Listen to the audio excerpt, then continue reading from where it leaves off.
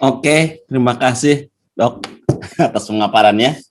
Ya teman-teman, kita semua telah mendengarkan ya paparan dari Dr. Ros. Jadi menjelaskan mengenai ya COVID dari awal dan mungkin peran laboratorium di dalam penanganan COVID ya. Tadi sebutan ada PCR, terus antigen ya. Sebelumnya rapid test ya. Yang saya rasakan memang kemarin itu yang saya 2 kali di antigen dan 1 kali di PCR, alhamdulillah selalu negatif ya. Dan memang teman-teman ada yang positif itu ketika sudah negatif tetapi pakai antigen ternyata masih positif Dok, karena katanya bangkai-bangkainya pun kalau di PCR ya itu masih terdeteksi kan, sementara dengan menggunakan antibody ya antigen itu tidak terdeteksi karena hanya yang aktif saja virusnya yang ini. Oke teman-teman, tadi kita sudah mendengarkan ya dari pemaparan Dr. Ros. Jadi silakan kalau ada yang mau ditanyakan nih teman-teman sehubungan dengan tadi yang disampaikan ya. Silakan, mungkin ada yang mau bertanya. Izin Pak Warsito. Jun, silakan Pak Jun. Ya, ini bersyukur sekali. Malam Pak Bu Dokter Ros. Ya, selamat malam Pak Jun. Terima kasih. Ini ada Bu Dokter Ros ini kita bisa belajar dari sudut laboratorium mengenai COVID, karena ini menyangkut hajat hidup orang banyak saat ini kan. Jadi gini Dokter Ros, saya boleh tanya 3 ya. Yang pertama itu mengenai plasma konvalesen. Jadi konon katanya plasma konvalesen itu hanya bisa dalam waktu setelah penyembuhan 3 bulan. Apakah betul itu ya? Saya satu-satu atau langsung 3 nih Pak Warsito? Satu-satu aja kali ya Dok? Iya, boleh. Silakan Dok. Ya. Plasma konvalesen hanya 3 bulan. Betul ya? Didapatkannya atau apanya nih Pak maksudnya ya? Jadi kalau untuk penyembuhan COVID katanya itu hanya bisa dipakai dari orang yang baru sembuh itu di bawah 3 bulan. Kalau lewat 3 bulan maka plasma konvalesennya tidak bisa diambil. Oh ya, memang betul, karena penelitian saat ini baru diambil manfaatnya itu hasilnya baru 4-6 bulan kisarannya gitu, antibodi itu bertahan di tubuh kita, sehingga diharapkan 3 bulan ya, kurang dari 3 bulan itu kadarnya masih banyak, jadi bermanfaat untuk pasien yang mau menerima. Kalau udah lewat dari 3 bulan mungkin kadarnya sudah menurun, sudah sedikit gitu. Ya, betul. Berhubung ada pertanyaan tadi, jadi ini masih pertanyaan pertama ya Pak Warsito.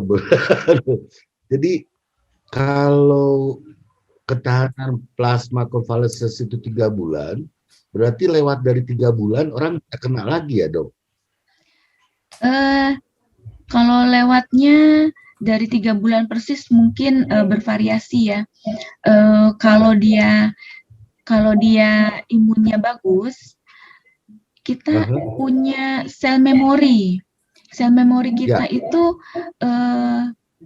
akan memproduksi antibodi lagi sesuai kemampuan sistem imun kita.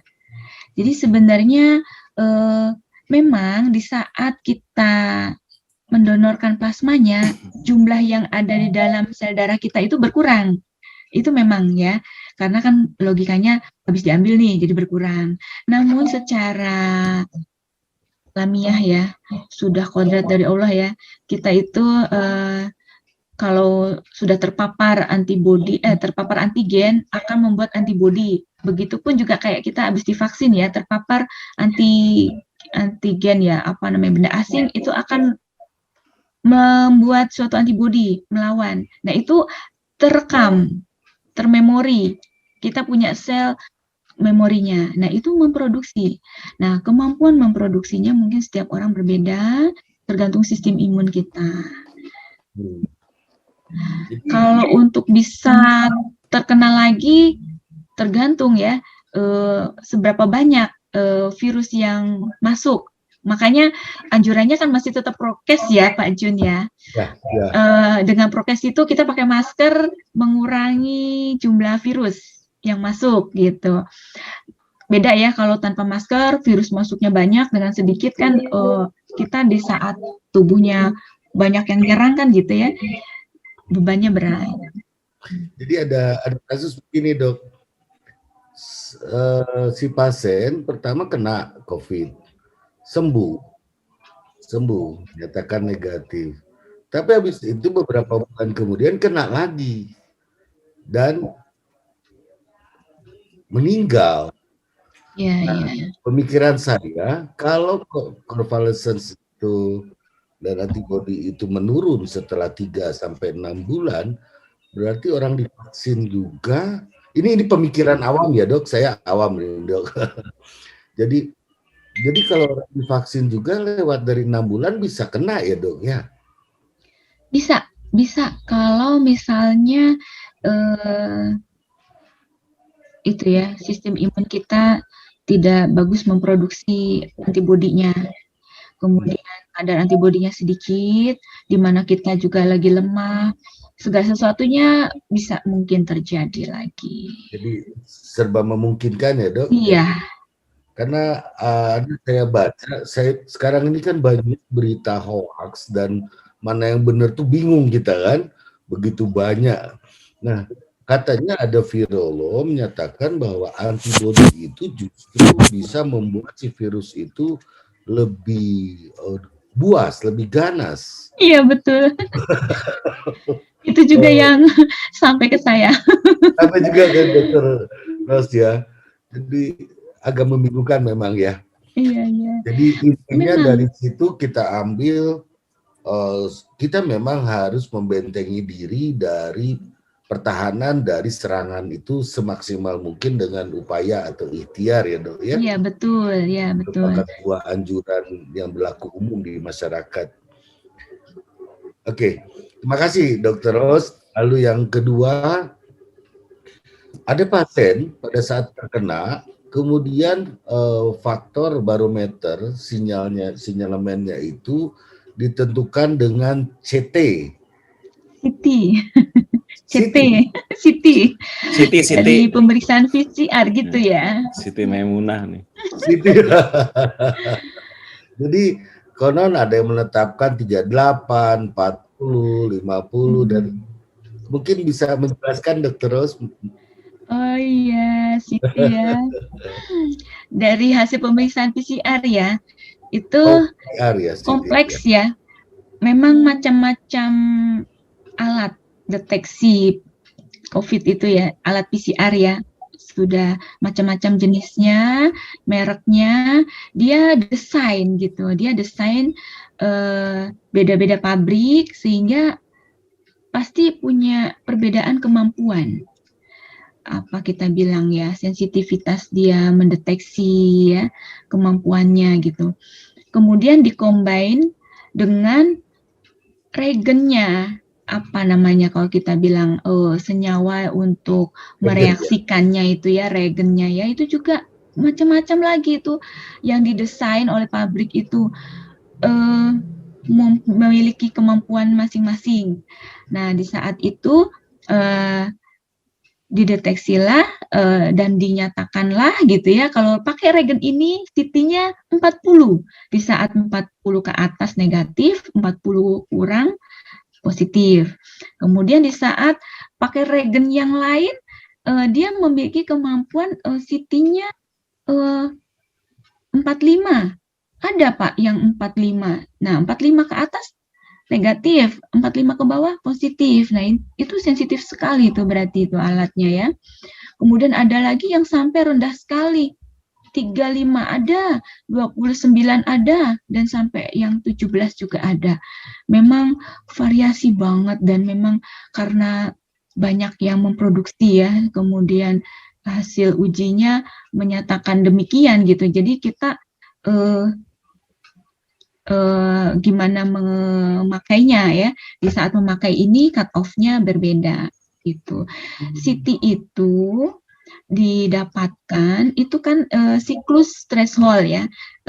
Batas ambang siklus berapa sih virus itu ditangkap oleh alat gitu, alat PCR.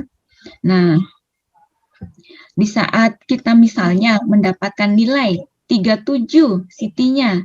Nah, di saat siklus 37 itu alat menangkap adanya sinyalemen adanya virus di dalam spesimennya. Maka keluarkanlah CT 37. Kemudian kalau misalnya ada sampel yang lain CT-nya 30. Nah, di saat siklus dia jadi di dalam alat PCR itu kan cara mendeteksinya misalnya ya menangkap virus itu dia fotokopi itu, dia apa namanya? Lipat gandakan. Nah, di saat lipat ganda ke-30 alat menangkap adanya sinyal bahwa ada virusnya nih gitu. Nah, itu CT, Pak. Gitu. CT itu apa sih, Dok?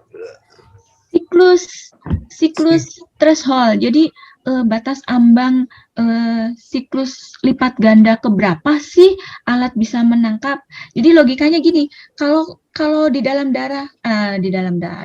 sampel itu ada satu virus, kemudian dia lipat gandakan virusnya. Nah, di saat dilipat gandakan